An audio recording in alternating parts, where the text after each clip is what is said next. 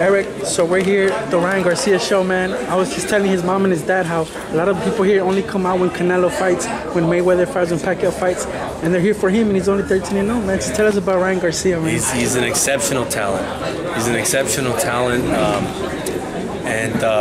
more than anything, I mean, you know, he's a little outspoken, which is great.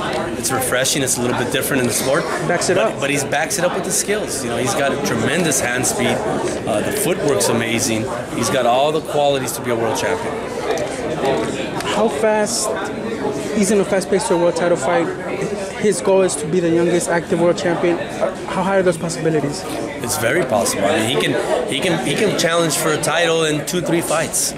You know, it's all up to him. I mean, the kid is a hard worker.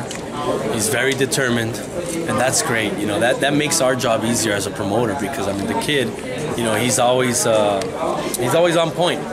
So it really depends on him. What did you see in Ryan Garcia? He was a free agent. What did you see in him to sign him? Said, oh, we want that guy. We need him with all the. Well, the videos. We saw some of the videos. Robert Diaz was.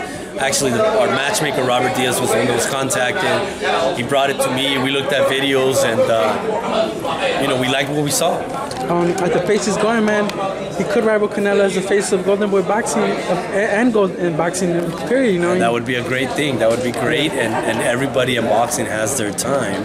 But Canelo's going to be around for a long time too. You know, he's a young kid. Yeah. What can Ryan learn from Canelo if they were to get together and just talk? What could Ryan learn from Canelo?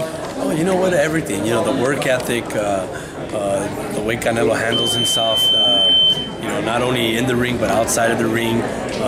The workouts, some of the techniques that they use.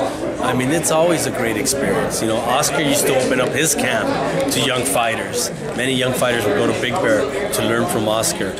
Mayweather does the same thing. Pacquiao did the same thing. So whenever you get, you know, an opportunity to be around these great fighters, you learn from them. Tell us about the Canelo versus Golovkin rematch undercard. It looks like we might see Joseph Diaz versus Gary Russell on that card. Can you just give us an update? There's a few fights that we're considering. And you know, in the next couple of weeks, we'll be finalizing and making an announcement. How big is this pay-per-view going to be for Golden Boy, man?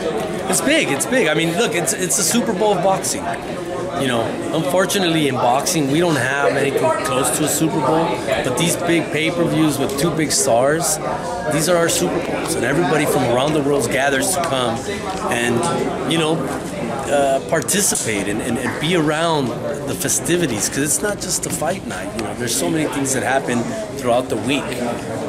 You know, there's different events, dinners, so many things that happen, so it's great. And last thing, I gotta commend Golden Boy on the big fights you're putting together.